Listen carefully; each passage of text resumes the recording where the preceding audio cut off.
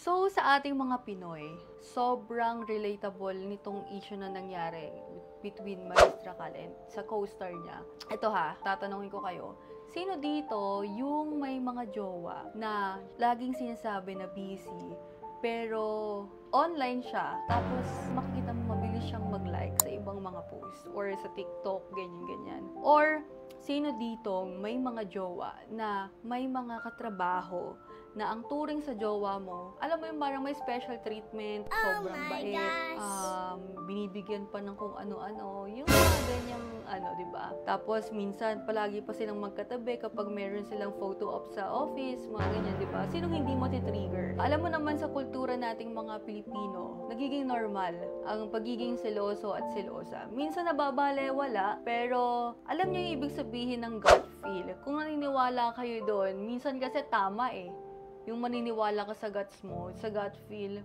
Minsan kasi natatama yung kutob mo na tama pala ako. Alam ko na nagtataksil ka pala. yung mga ganun. Bababae ka pala, nalalalaki ka pala. Ang tanong, kailan ba to nagiging cheating?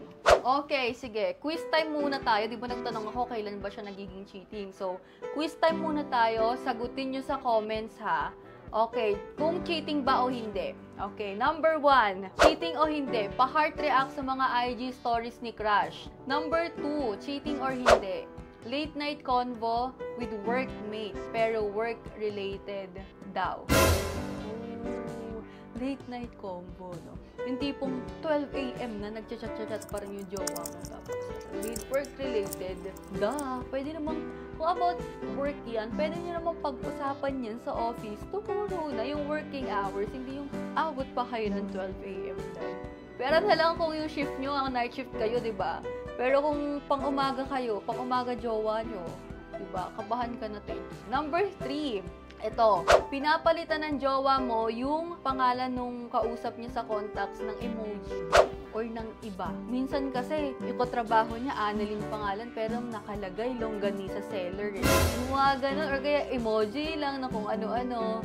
Pag yan napalitan na, cheating na yan. Ako na nagsasabi sa'yo. Ayun, minsan kasi ang cheating, hindi lang siya physical na nangyayari. Meron ding emotional na tinatawag nilang micro-cheating. Diba dati parang cheating na yun. Wala nang mga micro-cheating.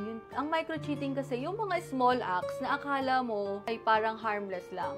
Kumbaga, simpleng like ng ibang tao, ibang babae, na hindi mo naman kaibigan, di mo naman alam na, di ba? Yung naka-swimsuit, ganyan. Pero, di ba, deep inside, masakit siya bilang partner. So, let's explain micro-cheating. So, kagaya ng mga sinabi ko sa inyo, ito yung mga karaniwang hindi natin alam na cheating pala, na nagagawa natin. Hindi natin namamalayan. Ito yung example ha. Yun nga, number 1, yung nagla-like, nag-heart react sa picture ng iba. Diba? Anong explanation ang makukuha mo sa jowa mo kapag ganun yung ginawa niya? Parang nadaganan lang yung cellphone, ganun ba yung mga explanation?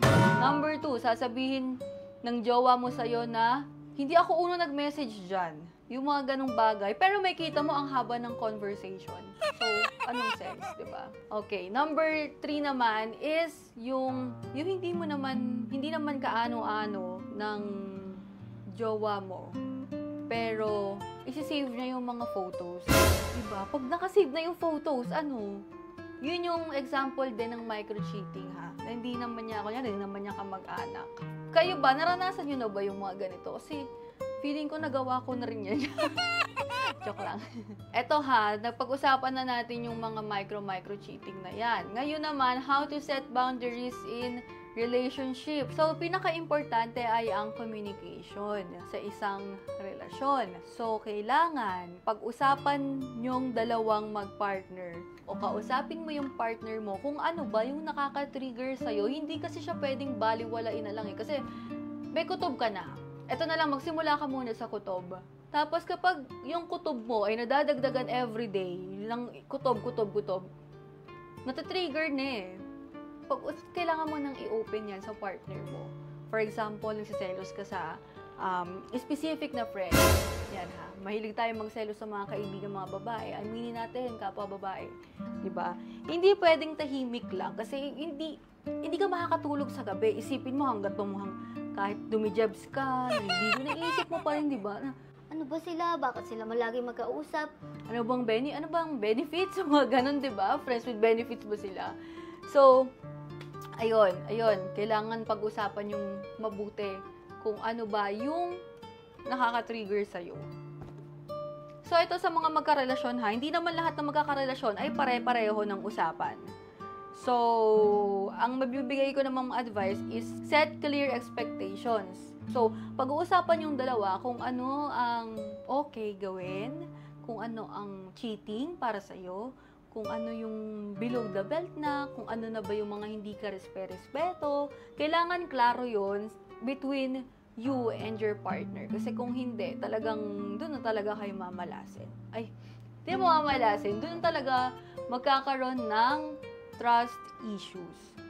Okay, panghuli ay, eto ang kala mo madali lang talaga sabihin. Pero you need to prioritize self-love. Kasi kung hindi mo mahal ang sarili mo at bigay ka ng bigay ng pagmamahal sa partner mo, at tapos nag-expect ka ng pabalik sa'yo, lugi ka.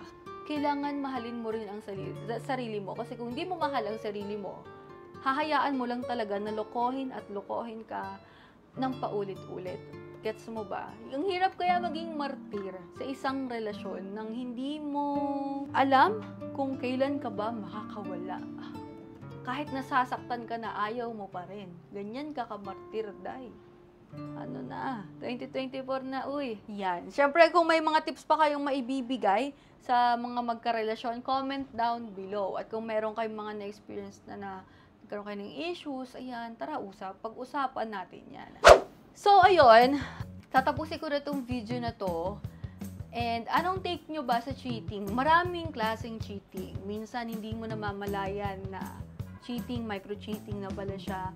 Minsan, bilang tao, hindi mo na rin namamalaya na nakakasakit ka na rin pala ng damdamin ng partner mo. So, kailangan meron kayong malinaw na pag-uusap. Kasi minsan, sabi ko nga, hindi nga pare-parehas ang mga relasyon. So, ang tanong, kailangan mo bang paguhin ang partner mo? Diba? Yun yung question mark din eh. Kailangan mo bang baguhin ang ugali ng partner mo para mahalin mo pa siya ng tuloy-tuloy? O ang susi at ang sagot sa tingin mo ay maghiwalay na kayong dalawa. Para maging okay na, para matapos na yung sakit na nararamdaman mo. So comment down below kung ano ang dapat mong gawin. Pag nasa sitwasyon ka na nasasaktan ka na, naiipit ka na, naluloko ka na, or kailangan mo pa bang magpatawad? Ang daming tanong. Ganyan din ako eh. Ganyan din ako minsan na kaya ko pa ba to? Mag-move forward pa ba ako? Bibigyan ko ba siya ng isa pang pagkakataon? Yung mga ganung bagay. Pero, number 1, talaga, communication, pag-uusap. Hindi yung basagan ng mga gamit sa bahay, hindi ka naman. So, ayun lang guys, maraming salamat at sana'y nawa pa no? Sana ay may mga natutunan kayo kahit papano. O, parang nag-enjoy naman kayong panoorin itong content ko kasi, marites din talaga ako. Joke lang. Hindi, masarap pag-usapan ng tungkol sa relasyon, no? Kasi gusto ko rin ding explore yung sarili ko sa mga bagay-bagay at gusto ko rin maintindihan din yung mga kaibigan ko. That's why gumagawa ko ng mga contents na ganito. So, ang cheating, we're not tolerating it. Okay? Pag may mga friends akong nag-cheat, nakipag-jerjeran sa iba na mayroon namang mga asawa, ganyan, partner, sobrang red flag siya for me. But, at the end of the day, kahit anong advice natin sa friends natin, sila pa rin ang masusunod. Kung tanga-tanga sila, good luck na lang sa mga susunod na taon. So, yun lang guys. Maraming salamat sa panonood ng vlogs ko. Huwag niyo kalimutan mag-like, subscribe, and comment down below kung ano pang content or issues ang gusto mong pag-usapan natin sa susunod. So, yun lang guys. It's me, Sherry Nami. Bye-bye! Ano ba? Bye!